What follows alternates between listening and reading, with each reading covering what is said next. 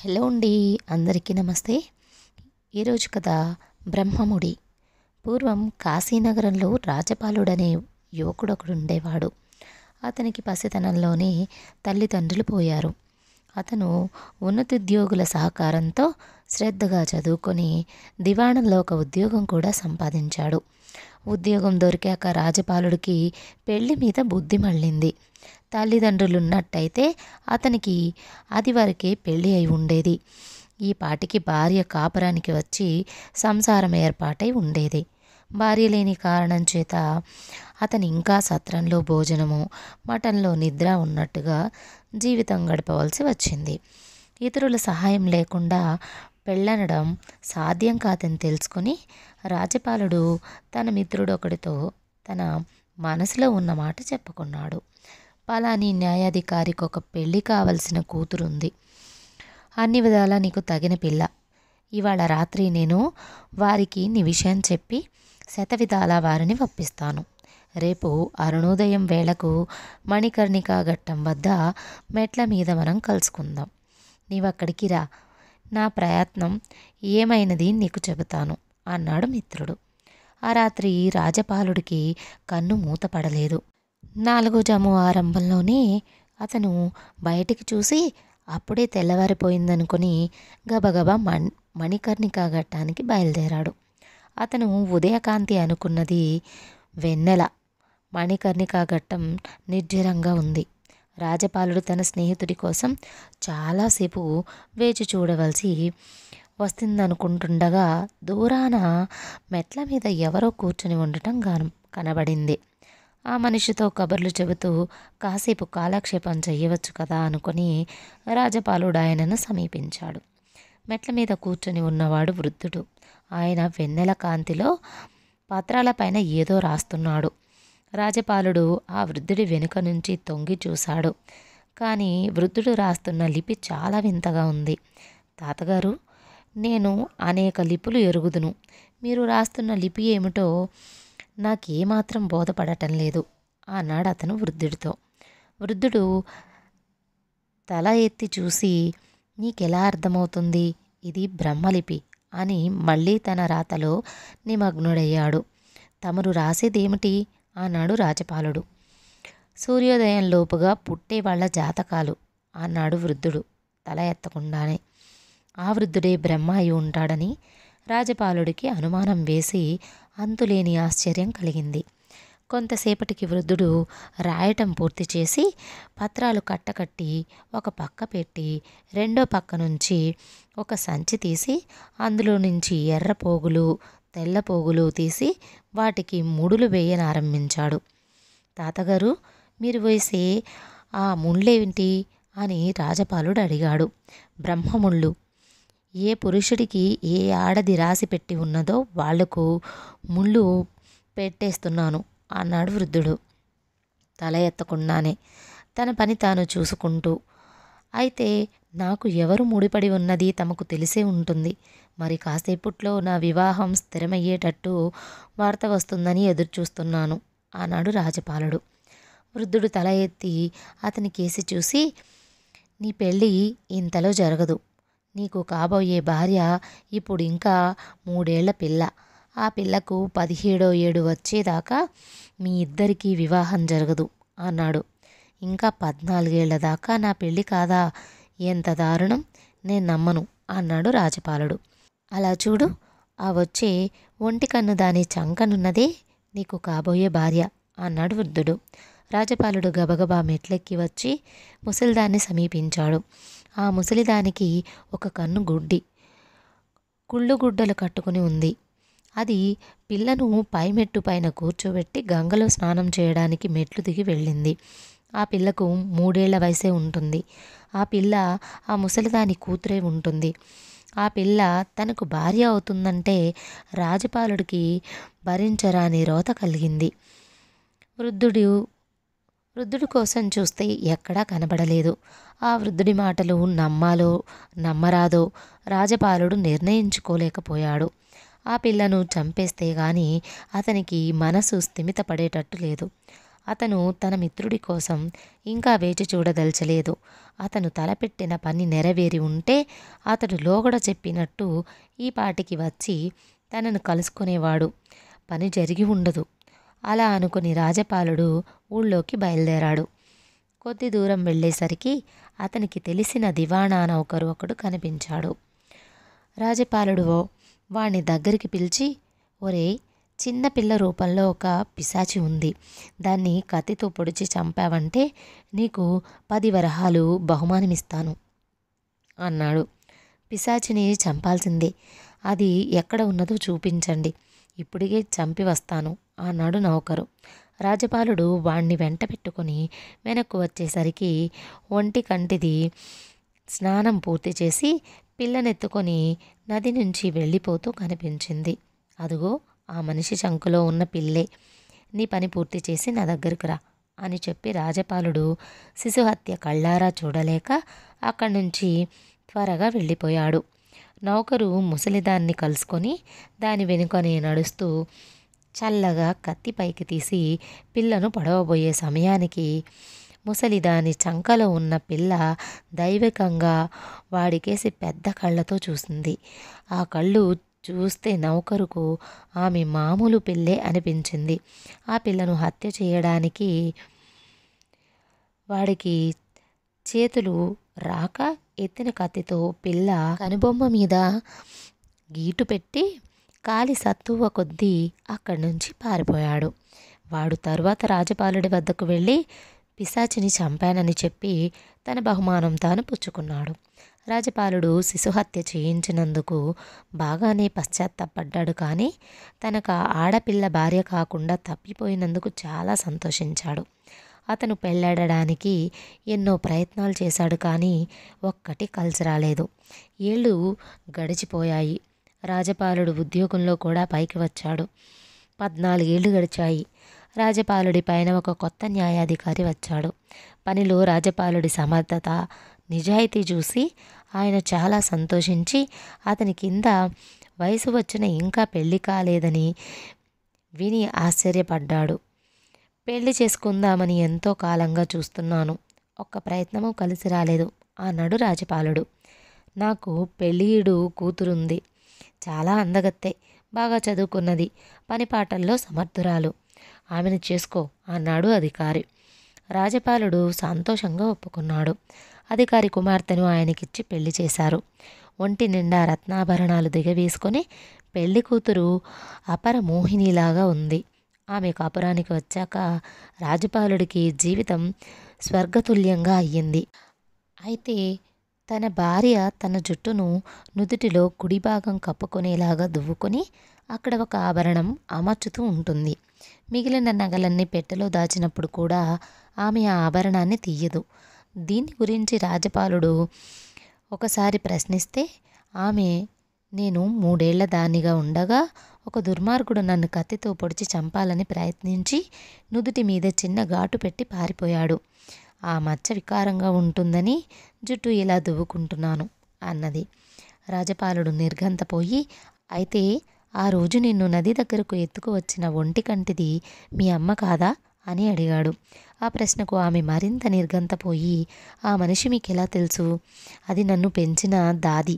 నేను ఆ అధికారి సొంత కూతురును కాను, అన్న కూతురును. నాకు కూడా మీలాగా చిన్నతనంలోనే తల్లిదండ్రులు పోయారు. ఆ ఒంటి కంటి దాదే నన్ను పెంచింది. మా పినతండ్రి నన్ను పెంపుడు చేసుకున్నాడు అని చెప్పింది. రాజపాలుడు ఏమీ దాచకుండా తన భార్యతో జరిగిందంతా చెప్పాడు.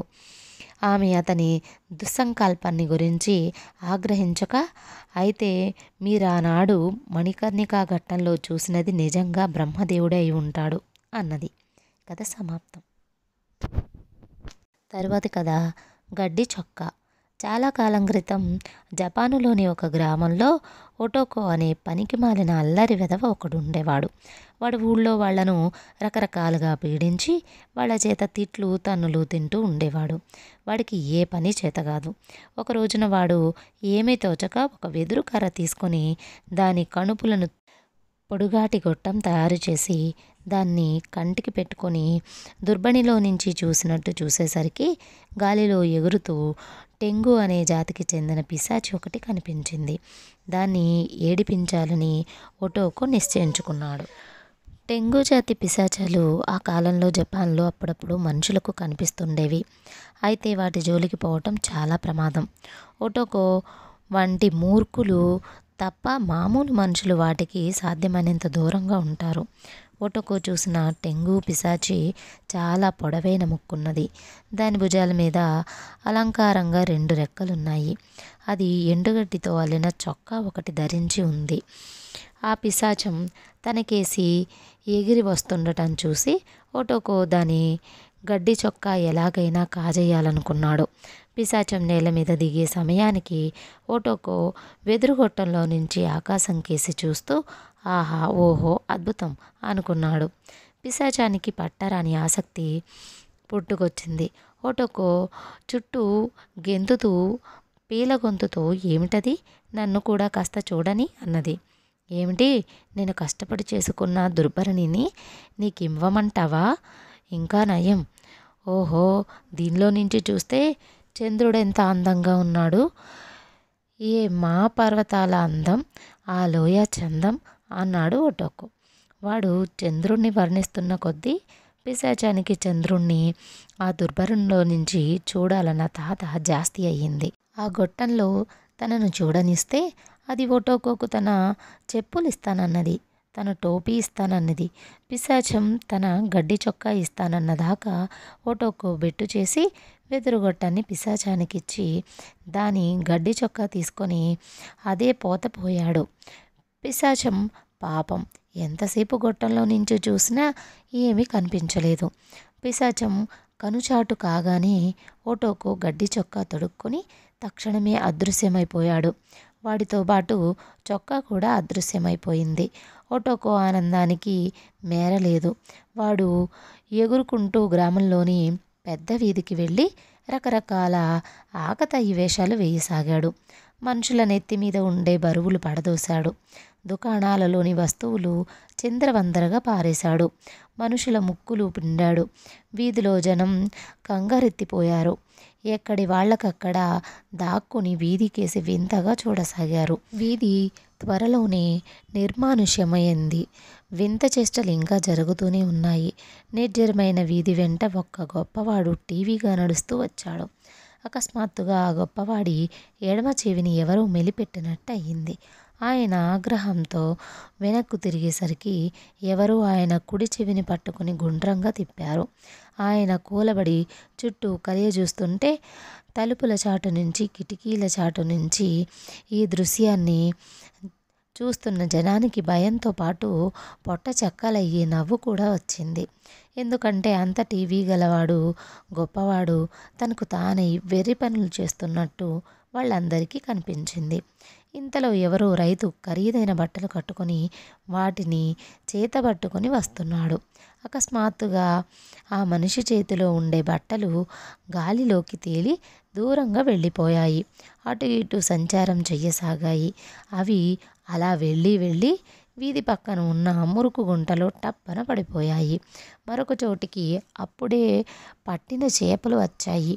రాత్రి వంటకు చేపలు కొనవచ్చిన స్త్రీలు తమకు కావలసిన చేపలను ఏరి కొనుక్కుంటున్నారు. అందులో ఒక పెద్ద చేప ప్రాణం వచ్చినట్టుగా చివాలున గాలిలోకి లేచి తేలుతూ వెళ్ళిపోసాగింది. చేపలమ్మేవాళ్ళు దాని వెంట పడ్డారు. వాళ్ళు దాన్ని సమీపించే సమయానికి అది వాళ్ళ కాళ్ల ముందు పెద్ద చప్పుడుతో పడిపోయి దుమ్ము కొట్టుకుపోయింది. ఇలా కొంతసేపు ఆకతాయితనం చేసి అలసిపోయి ఒటోకో ఇంటికి వెళ్ళాడు. వాడు ముందు వాకిలి గుండా లోపలికి వచ్చి ఇంట్లోకి ప్రవేశించాడు. గడ్డి చొక్కా విప్పి మళ్ళీ తన సహజ రూపంలో కనిపించేసరికి వాడి తల్లి ఉలిక్కి పడింది. ఎందుకంటే తన కొడుకు లోపలికి రావటం ఆమె చూడనీలేదు. తన కొడుకు పడుకొని నిద్రపోయాక ఆమె వాడి గడ్డి చొక్కా తీసి చూసి, చిచ్చి, ఈ చెత్త చొక్కా వీడికి ఎక్కడ దొరికిందో అనుకుని దాన్ని తీసుకుపోయి పొయ్యిలో పడేసింది. క్షణంలో అది కాస్త బూడిదైపోయింది. ఒటోకో నిద్రలేస్తూనే తన గడ్డి చొక్కా కోసం ఇల్లంతా తెగ వెతికాడు. తల్లిని అడిగితే దాన్ని పొయ్యిలో పెట్టానని చెప్పింది. ఒటోకోకు అమితమైన కోపం వచ్చింది.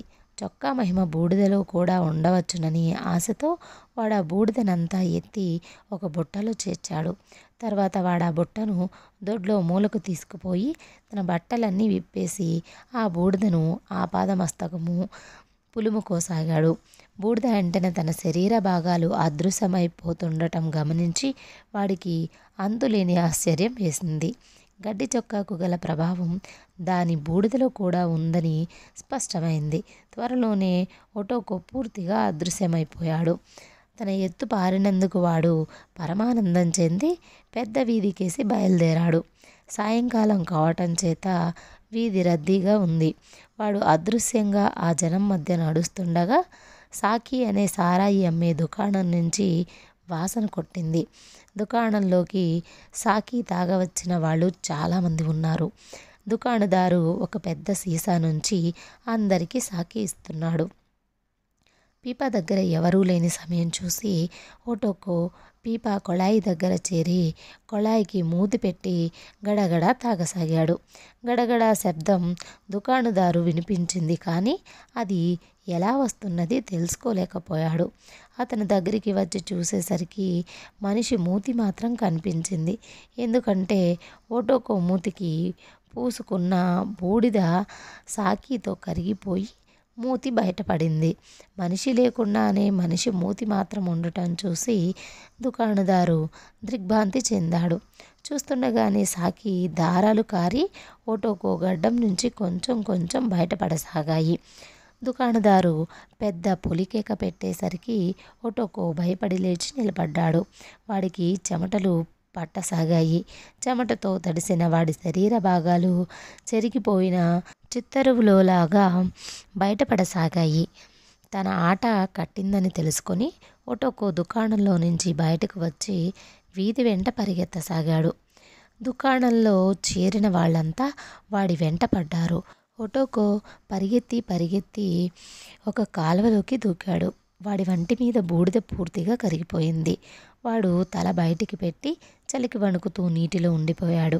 వాడిని తరుముకొచ్చిన వాళ్ళిప్పుడు ఒటోకోను గుర్తించి వాడిని పైకి లాగి వాడి మీద ఒక కిమోనో కప్పారు. నీకీ దుర్గతి ఎలా పట్టిందిరా ఒటోకో అని గ్రామ పెద్ద అడిగాడు. ఒటోకో సిగ్గుపడుతూ తాను టెంగు పిశాచిని మోసం చేసి గడ్డి చొక్కా సంపాదించిన ఉదాంతమంతా వాళ్లకు చెప్పాడు. వాడి కథ విన్నవాళ్ళు వీరగబడి నవ్వారు. టెంగు పిశాచిని మోసం చేద్దామనుకున్నావా, ఎంత మూర్ఖుడివి అన్నారు. వాళ్ళ నవ్వులో వాడు చేసిన ఆకతాయి వేషాలను క్షమించి వదిలేశారు. కథ సమాప్తం. తర్వాతి కథ గంగమ్మ గర్వభంగం. ఒక పల్లెటూరులో అనంతయ్య అనే రైతు ఉండేవాడు. అతనికి గంగమ్మ అనే చెల్లెలుండేది. చెల్లెలంటే అనంతయ్యకు పంచప్రాణాలు. కానీ గంగమ్మకు మొదటి నుంచి గర్వం ఎక్కువ. ఆమెకు అన్నగారంటే కాస్త కూడా గౌరవం లేదు. అయితే అనంతయ్య దాన్ని గురించి పట్టించుకునేవాడు కాదు. చెల్లెలు సుఖంగా ఉంటే చాలని అనంతయ్య మంచి సంబంధం చూసి తనకున్న 2 ఎకరాలు వరకట్నం ఇచ్చి గంగమ్మకు పెళ్లి చేశాడు. తర్వాత తానొక పెద్ద ఇంటి పిల్లను చూసి పెళ్ళాడాడు. గంగమ్మ కాపురానికి వెళ్ళింది. అనంతయ్య భార్య కాపురానికి వచ్చింది. అతనికి వరుసగా పిల్లలు పుట్టుకొచ్చారు. సంసార భారం పెరిగిపోయింది. చివరికి ఆ కుటుంబ స్థితి ఎలా అయ్యిందంటే పని చేసిన నాడు తిండి, లేని నాడు పస్తు. పిల్లలు ఆకలికి అల్లాడుతుంటే ఆ దంపతుల హృదయాలు కుమిలి కుమిలి ఏడ్చేవి. ఆడుతూ పాడుతూ తిరగవలసిన పిల్లలు తిండి లేక ఎండిపోతుంటే అనంతయ్యతో అతని భార్య ఒకనాడు, ఇంత బాధపడుతున్నాం కదా, ఒక్కసారి మీ చెల్లెలి దగ్గరికి పోయి రాకూడదు, తనకు తోచిన సహాయం చేస్తుంది అన్నది. కావాలంటే పోయి రావచ్చు, కానీ వాళ్ళు మాత్రం ఏమంత కలవారని అన్నాడు అనంతయ్య. పోనీ వెళ్ళి చూసిరండి, పెళ్ళయి 5 సంవత్సరాలయ్యింది. మన పరిస్థితి చూసి మీ చెల్లెలు సహాయం చేస్తే సరే, లేకపోతే చూసి వచ్చేయండి అన్నది భార్య. ఇక కాదనలేక అనంతయ్య మర్నాడు తెల్లవారుజామున భార్య ఇచ్చిన గంజి నీళ్లు తాగి గంగమ్మ అత్తవారి ఊరుకు బయలుదేరాడు. అతను పగలంతా నడిచి సాయంకాలానికి ఆ ఊరు చేరాడు. ఆ వచ్చే అన్నగారిని గంగమ్మ అంత దూరంలోనే చూసింది. అన్న కట్టుకున్న చింకి బట్టలు, నూనె ముఖం, ఎరగని చింపిరి తల, ఉపోషాలతో చిక్కిన శరీరము, గుంటలు పడ్డ కళ్ళు చూసి గంగమ్మ అదురుకున్నది. ఆమె అన్నను చూసి జాలపడడానికి బదులుగా పచ్చగా ఉంటే దిష్టి పెట్టడానికి వస్తున్నాడు అని తన మనసులో అనుకున్నది. చెల్లెలు గుమ్మంలో నిలబడడం అనంతయ్య చూశాడు. మళ్ళీ చూసేటప్పటికి ఆమె కనిపించకపోయేసరికి కాళ్లకు నీళ్లు తేవడానికి లోపలికి వెళ్ళిందనుకున్నాడు. ఈ లోపల గంగమ్మ తన అన్నను ఎలాగైనా త్వరగా సాగనంపాలని నిశ్చయించుకుంది. ఆమె లోపలికి వెళ్ళి తాను కట్టుకుని ఉండిన వెలగల పట్టుచీర విప్పేసి చిరుగులు పడి వెలిసిపోయిన పాత చీర కట్టుకుని మట్టి పిడతలతో నీరు తీసుకొని బయటకు వచ్చింది. ఒక్క నిమిషంలో తన చెల్లెలిలో కలిగిన మార్పు చూసి అనంతయ్య ఆశ్చర్యపోయి ఒకవేళ తాను మొదటి చూసినది మరొక మనిషినేమో అనుకొని తన మనస్సు సరిపెట్టుకున్నాడు. వాకిట నిలబడి ఉన్న అన్నగారిని చూసి గంగమ్మ తెచ్చిపెట్టుకున్న ఏడుపుతో, ఇంతకాలానికి నేను జ్ఞాపకం వచ్చానా అన్నయ్య? సుఖపడతానని నాకు ఈ సంబంధం చేశావు గాని అన్నయ్య, తిండి కూడా గతి లేక బాధపడుతున్నానన్నయ్య అంటూ నీళ్ల పెడత అందించింది. అనంతయ్య తన చెల్లెలి పరిస్థితికి చాలా బాధపడ్డాడు. అతని ఆశలన్నీ నీరు కారిపోయాయి. అతను ఇంట్లోకి వస్తే తన గుట్టు బయటపడుతుందని గంగమ్మ బయట అరుగు మీద ఒక కుక్కి మంచం వేసింది. దాని మీద తన దుప్పటి పరుచుకొని అనంతయ్య నడుం వాల్చాడు. పొలం నుంచి తన భర్త వచ్చే వేళ అయిందని గ్రహించి గంగమ్మ దొడ్డిదారిన అతనికి ఎదురు వెళ్ళింది. అన్నగారు వచ్చినట్టు అతనికి చెప్పింది. రాక పెళ్ళి అయిన ఇంతకాలానికి బావమరిది తన ఇంటికి వచ్చాడని తెలిసి అతను చాలా సంతోషించాడు. తన ఉద్దేశం భర్త గ్రహించకపోయేసరికి గంగమ్మ, అది కాదండి, మనకు డబ్బు ఉందని తెలిస్తే సహాయం చెయ్యమంటాడు. అందుకని కాస్త ఈ రోజుకు మనిద్దరం కటిక పాదవేళలాగా నాటకమాడాలి అన్నది. పాపం రాక వస్తే అదేమిటి అన్నాడు భర్త. నా సొంత అన్నగారు, నాకు లేని ప్రేమ మీకెందుకు అన్నది గంగమ్మ. అది నిజమేననుకున్నాడు ఆమె భర్త. గంగమ్మ ఒక పాత మంచం తెచ్చి తన భర్తకు కూడా బయట వేసింది. గతిలేక ఆమె భర్త దాని మీద పడుకున్నాడు. తన బావమరిదిని పలకరించటానికి ముఖం చెల్లక అతను అనంతయ్యను చూడనట్టు నటించాడు. ఆ రోజు పండగ. గంగమ్మ పిండి వంటలు చేసింది. పానకాల్లో పుడకలాగా అనంతయ్య రాకపోతే భార్యాభర్తలు ఎంతో ఆనందంతో వాటిని తినవలసింది. గంగమ్మ భర్తకు కడుపులో ఎలుకలు గంతులేస్తున్నాయి. ఒక రాత్రి వేళ వచ్చి లేపి భోజనం పెడతానన్నది భార్య. అందుకోసం నిరీక్షిస్తున్నాడు భర్త. అనంతయ్యకు నిద్ర పట్టలేదు. తన చెల్లెలి దారిద్ర్యం అతన్ని బాధిస్తున్నది. గంగమ్మ భర్త తన బావమరిదిని చూసి జాలిపడ్డాడు. అయినా తన భార్యను బయట పెట్టకూడదనుకున్నాడు. చలి జాస్తి అవుతుంది. గంగమ్మ తన మంచం కింద ఉంచిన కుంపటిని ఆమె భర్త అనంతయ్య మంచం కిందికి నెట్టి కొంత తృప్తిపడ్డాడు. అర్ధరాత్రి దాటింది. గంగమ్మ భర్త నిద్రలో మునిగిపోయాడు. అనంతయ్యకు మాత్రం నిద్ర పట్టలేదు. ఇంతలో గంగమ్మ నీడలాగా కదులుతూ మంచాల దగ్గరికి వచ్చింది. మంచాల కింద తడిమి కుంపటి ఉన్న మంచం మీద ఉన్నది తన భర్త అనుకుని భోజనానికి రా అని నెమ్మదిగా చెప్పి లోపలికి వెళ్ళిపోయింది. అనంతయ్యకు తన చెల్లెలి ప్రవర్తన అర్థం కాలేదు. తన భర్తకు భయపడి ఆమె తనకు రహస్యంగా భోజనం పెడుతుందనుకున్నాడు. అతను తన దుప్పటి కప్పుకొని నెమ్మదిగా లోపలికి వెళ్ళాడు. పిండి వంటలతో సహా భోజనం వడ్డించి సిద్ధంగా ఉంది. దీపం వెలుతురు మసకమసగా ఉంది. భోజనం చెయ్యి, ఇంకేమన్నా కావాలంటే ఆ పక్కన కుండలో ఉన్నాయి, కావలసినవన్నీ తీసుకో అని గంగమ్మ అవతలికి వెళ్ళిపోయింది. దుప్పటి కప్పుకొని వచ్చిన వాడు తన భర్తే అనుకున్నది ఆమె. భర్త మంచం చీకట్లో తెలియడానికి ఆమె కుంపటి ఉంచింది. ఆ సంగతి ఆమె తన భర్తకు చెప్పలేదు. ఆమె తిన్నగా వెళ్ళి గుమ్మం వద్ద కాపలా కూర్చుంది. తన చెల్లెలు ఎంతో ప్రేమతో పెట్టిన భోజనం కదా అని అనంతయ్య కడుపు నిండా తిని చెయ్యి కడుక్కున్నాడు. కుండలో నుంచి తనకు కావాల్సినంత తీసుకోమన్నది కదా అని తన దుప్పటి పరిచి ఆమె చూపిన కుండలను అందులో బోర్లించాడు. అందులో బియ్యము, పిండి వంటలు, ఇంకేవో ఉన్నాయి. అన్నిటినీ మూటగట్టుకుని అనంతయ్య తన చెల్లెల్ని కేక వేస్తే బావగారు లేస్తాడని భయపడి దొడ్డిదారిన బయటకు వచ్చి ఇంటి దారి పట్టాడు. మరి కాసేపటికి గంగమ్మ భర్త నిద్ర లేచి తన భార్య భోజనానికి పిలవనందుకు మండిపడి, ఒసే భోజనమేదే అని కేక పెట్టాడు. భోజనం చేస్తివిగా, ఇంకా ఏమిటా కేకలు అన్నది గుమ్మంలో కూర్చున్న గంగమ్మ. భర్త మరింత మండిపడి గంగమ్మను 4 తన్నాడు. జరిగిన మోసం బయటపడింది. అసలు నువ్వు కుంపటి ఎందుకు మార్చాలి అన్నది గంగమ్మ. నా ఇష్టం, సొంత అన్నకు తిండి పెట్టని దానివి రేపు నా వాళ్ళు వస్తే కూడా ఇంతే చేస్తావు, పో బయటికి అని భర్త గంగమ్మను బయటకు వెళ్ళగొట్టాడు. అనంతయ్య తన చెల్లెలు ఇంటి నుంచి తెచ్చుకున్న బియ్యంలో రూపాయలుండటం చూసి తన చెల్లెలి ప్రేమను తెగ మెచ్చుకొని ఆ డబ్బుతో బండి, ఎడ్లు కొని సంతోషంగా ఉన్నాడు. కథ సమాప్తం. తరువాతి కథ నగల పెట్టె. ఒకనాటి రాత్రి బాగా చీకటి పడి ఒక కుటుంబం ప్రయాణం చేస్తూ పాపన్న ఇంటికి వచ్చింది. కుటుంబ పెద్ద జగ్గన్న అనేవాడు. అతని వెంట అతని భార్య, ఒక 5 ఏళ్ల కుర్రవాడు, ఇంకొక పాప మాత్రమే ఉన్నారు. జగ్గన్న అత్తవారూరు పాపన్న ఉండే గ్రామానికి దక్షిణాన, అతని స్వగ్రామం ఉత్తరాన ఉన్నది. అతను సకుటుంబంగా అత్తవారి ఊరు నుంచి చీకటి పడ్డాక పాపన్న ఊరు చేరుకునేటట్టుగా కాలినడకన ప్రయాణమయ్యాడు. జగ్గన్న బుద్ధిపూర్వకంగానే ఇలా చేశాడు. కారణం ఏమంటే అతను దొంగ బుద్ధి కలవాడు.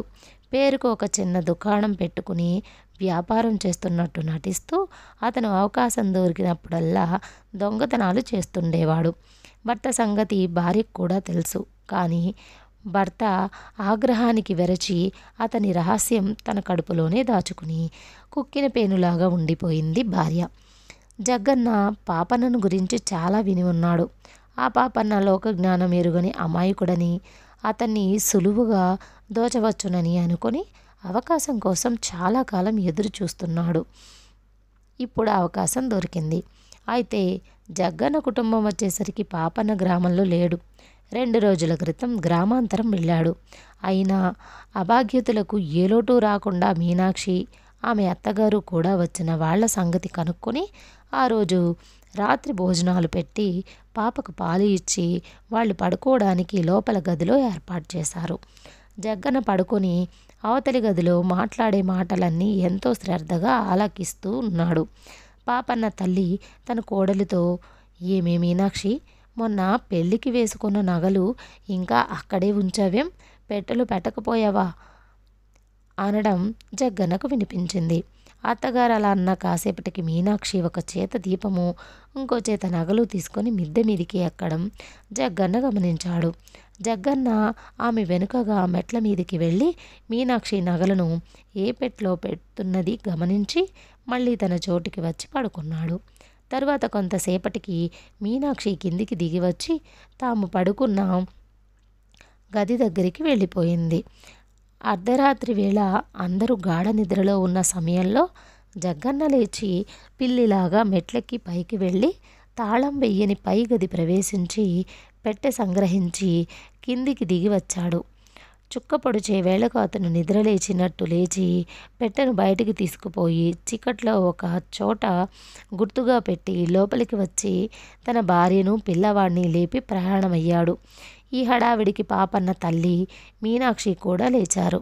జగ్గన్న వాళ్లతో, మాకు సెలవిప్పించండి, మేం బయలుదేరతాం, వెళ్ళవలసిన దూరం చాలా ఉంది అన్నాడు. జగ్గన్న కుటుంబం తిరిగి కాలినడకన ప్రయాణం సాగించింది. జగ్గన్న తాను దాచి ఉంచిన పెట్టె తీసుకొని వీపున వేసుకొని నడక సాగించాడు. మధ్యాహ్నం వేళ్లకు వాళ్ళు ఒక గ్రామం చేరుకొని అక్కడ విశ్రాంతి తీసుకొని బయలుదేరారు. కుర్రవాడు నడవలేక ఎత్తుకోమని వేధించసాగాడు. జగ్గన్న భార్య కూడా పాపని ఎత్తుకుని నడవడం చేత ఆమెకు కాళ్ళు పీకసాగాయి. అందరూ దారి పక్కన చతికిలా పడ్డారు. తాము వెళ్లే దిక్కుగా ఏదైనా బండి వెళుతూ కనిపిస్తే బావుండుననుకున్నాడు జగ్గన్న. ఇంతలో ఒక బండి కనిపించింది. అయితే అది వాళ్ళు వెళ్ళవలసిన దిక్కు నుంచి వస్తున్నది. ఆ బండి మన ఊరు వైపు వెళుదురా అని జగ్గన్న అంటున్నా వినిపించుకోకుండా కుర్రవాడు వేలు పెట్టి చూపుతూ బండి బండి అని కేకలు పెట్టసాగాడు. ఆ బండి తోలుకుంటూ తన ఊరు పోతున్న పాపన్న బండి ఆపి, బండిలో ఎక్కుతావా బాబు అని కుర్రవాణ్ణి అడిగాడు. తాము పోతున్నది పలానా గ్రామమని జగ్గన్న చెప్పాడు. పర్వాలేదు ఎక్కండి, అక్కడికి ఎంతో దూరం లేదు. మిమ్మల్ని దించి రేపు ఉదయం నేను మా ఊరు పోతాను అన్నాడు పాపన్న. అతను బండి దిగి వచ్చి పెట్టి తీసుకుని బండిలో పెడుతూ అది తన పెట్టెలాగే ఉండటం చూసి ఆశ్చర్యపోయాడు. కొంచెం శ్రద్ధగా చూస్తే సోమయ్య అన్న తన తండ్రి కూడా దానిపైన రాసి ఉన్నది. అతని ఆశ్చర్యం మరింత అయ్యింది. ఈ లోపల అందరూ బండి ఎక్కి కూర్చున్నారు. పాపన్న బండిని వెనక్కు తిప్పి జగన్న గారి ఊరికేసి తోలుతూ, ఈ పెట్టెలాంటిదే మా ఇంట్లో కూడా ఉంది. దానిపైన సోమయ్య అని రాసి ఉన్నదే, అది మా తండ్రి గారి పేరే కూడా అన్నాడు. జగ్గన్న గుండె గుబేలుమన్నది. అతను వెంటనే సంభాళించుకొని, ఆశ్చర్యంగా ఉందే, మీ తండ్రి గారి పేరు కూడా ఇదేనా? అందుకే మనం దైవికంగా ఇలా కలుసుకున్నాం అన్నాడు. మీ పేరు కూడా పాపన్నేనా ఏమిటి అని పాపన్న అడిగాడు. జగ్గన్న అతని భార్య కూడా ఉలిక్కిపడ్డారు. బయటపడవద్దని జగ్గన్న భార్యకు సైగ చేశాడు. బాగా కనిపెట్టారే, నా పేరు పాపయ్యే. మన పేర్లు కూడా ఒకటేనంటే ఇదేదో పూర్వజన్మ సంబంధమే అన్నాడు నవ్వుతూ. త్వరలోనే చీకటి పడింది. బండి ఒక కుగ్రామం చేరింది. అక్కడ పడిపోయి ఖాళీగా ఉన్న ఇళ్ళు 1-2 ఉన్న సంగతి జగ్గన్నకు తెలుసు. అతను బండి ఒక ఇంటి ముందు ఆపించి, ఇదేనండి మా ఇల్లు, ఇక్కడ దిగుతాం అన్నాడు. అతని పెట్టెను దించినాక అతని భార్య, కుర్రాడు కూడా దిగారు. దూరంగా తనకు తెలిసిన వాళ్ళ ఇల్లుందని, అక్కడ రాత్రి గడిపి తెల్లవారి బయలుదేరి వెళతానని చెప్పి పాపన్న బండిని ముందుకు తోలుకుపోయాడు. తర్వాత జగ్గన్న తన భార్యను, పిల్లవాణ్ణి ఇంకొక ఖాళీ గుడిసెకు నడిపించుకొని ఆ రాత్రికి అందులో చేరాడు. ముందు పెట్టి పగలగొట్టి అందులో ఉన్న నగలు మూటగట్టి పెట్టెను నామరూపాలు లేకుండా చేయాలని నిశ్చయించుకొని జగ్గన్న ఉలి సుత్తి తేవడానికి బయలుదేరి వెళ్ళాడు. అతని భార్య ఎక్కడన్నా ఇన్ని పాలు రొట్టె తెద్దామని తాను కూడా బయలుదేరింది. గుడిసెలో కుర్రాడు, పసిపాప మిగిలారు. కుర్రాడు పాపను ఆడిస్తూ పెట్టె దగ్గర కూర్చున్నాడు. ఆ పెట్టెకు 2 తాళాలున్నాయి. ఒకటి పెట్టె మూతలోనే అమర్చిన బీగం, రెండోది పెట్టె ముందు భాగంలో ఉండే కొక్కానికి తగిలించి వేసే తాళం. ఆ పెట్టెకు మీనాక్షి మొదటి బీగం సరిగానే వేసింది. కానీ తాళాన్ని తొందరలో పూర్తిగా నొక్కలేదు. అది నొక్కితే పడే తాళం. పూర్తిగా నొక్కనందున అది సరిగా పడలేదు. కుర్రాడు ఆ తాళం కొంకి సందున చేతి వేళ్ళుంచి రెండో చేత్తో తాళాన్ని గట్టిగా నొక్కాడు. అప్పుడు ఆ తాళం టక్కున పడింది. కుర్రాడి వేళ్ళు అందులో ఇరుక్కుపోయి లాగితే రాలేదు. కుర్రాడు గట్టిగా అరిచి ఏడ్చాడు. వాడి కేకలు విని పక్క ఇంటి వాళ్ళు వచ్చి చూసి, అరెరే, కుర్రాడు వేళ్లను తాళంలో ఇరికించుకున్నాడే, తాళం తీయాలి, తాళపు చెవి ఎక్కడ అన్నారు. కొంచెం సేపట్లో జగ్గన్న భార్య పాలు రొట్టె తీసుకొని వచ్చి తన కొడుకు స్థితి చూసి, బిడ్డను కాపాడండి బాబు, మీకు పుణ్యం ఉంటుంది అని జనాన్ని బతిమాలసాగింది. జనం పోగవసాగారు. వాళ్లతో పాటు పాపన్న కూడా వచ్చాడు. అతను కుర్రవాణ్ణి చూసి, అయ్యో పాపం, తాళం తీయండి, లేకపోతే వాడి వేళ్ళు రావు, వాళ్ళ నాన్న ఎక్కడా అన్నాడు ఆతుర్దాగా. అతను ఆ మాట అంటుండగానే సుత్తి ఉలి తీసుకొని జగ్గన్న వచ్చాడు. పాపన్నను చూసి కొయ్యబారిపోయాడు. పాపన్న అతని చేతిలో ఉన్న పనిముట్లు చూసి, నిక్షేపం లాంటి పెట్టెను పాడు చెయ్యకండి, తాళం తీస్తే తప్ప వాడి వేళ్ళు రావు, తాళం పగలగొట్టడానికి ప్రయత్నిస్తే కుర్రవాడి వేళ్లకు ప్రమాదం, తాళం చెవి తీయండి అన్నాడు. నిజం చెప్పేయండి అన్నది భార్య రహస్యంగా. నా దగ్గర దాని తాళం చెవి లేదు అన్నాడు జగ్గన్న. నా దగ్గర ఉన్న చెవి ఈ తాళానికి పడుతుందేమో చూస్తాను. నా పేరే మీ పేరు, నా తండ్రి పేరే మీ తండ్రి పేరు, మా పెట్టె లాంటిదే మీ పెట్ట, నా తాళపు చెవి దానికెందుకు పట్టకూడదు అంటూ పాపన్న తన తాళపు చెవుల గుత్తెలో ఒకటి పైకి తీసి దానితో తాళం తెరిచాడు. వెంటనే పాపన్న తాళపు చెవితో తాళం రావడము, పెట్టే తాళపు చెవి జగ్గన్న దగ్గర లేకపోవడము, పాపన్న అన్న మాటలు విన్న వాళ్ళలో కొందరు పాపన్నను, అయ్యా మీ పేరేమిటి అన్నారు. ఈయనగారి పేరే నా పేరును, పాపన్న అన్నాడు పాపన్న. ఈయనగారి పేరు పాపన్న కాదండి, జగ్గన్న. ఈ ప్రాంతాల బాగా ఖ్యాతి గలవాడు. పెట్టె లోపల ఉన్న బీగం కూడా మీ తాళం చెవితో తెరుచుకుంటుందేమో కాస్త చూడండి అన్నారు కొందరు. పాపన్న పెట్టె బీగాన్ని కూడా తీసి మూత ఎత్తి అన్నిటికన్నా అత్యద్భుతం, ఇందులో నగలన్నీ అచ్చు నా భార్య నగల్లాగే ఉన్నాయి అన్నాడు. జగ్గన్న దొంగ అని అందరికీ సునాయాసనంగా తెలిసిపోయింది. కొందరు అతన్ని పట్టుకుని తన్నబోయారు. పాపన్న అతనును వారించి, తొందరపడకండి, ఆయన దొంగతనం చేసినట్టు ఆయనకు తెలియకుండానే మనకు తెలుస్తుందా అన్నాడు. జగన్న భార్య ఏడుస్తూ పాపన్న కాళ్లపైన పడి, అయ్యా, ఇది మీ పెట్టే. ఒక రాత్రి మీ ఇంటి తిండి తిని మీ భార్య నగల పెట్టే ఎత్తుకొచ్చాం, మమ్మల్ని క్షమించండి అన్నది.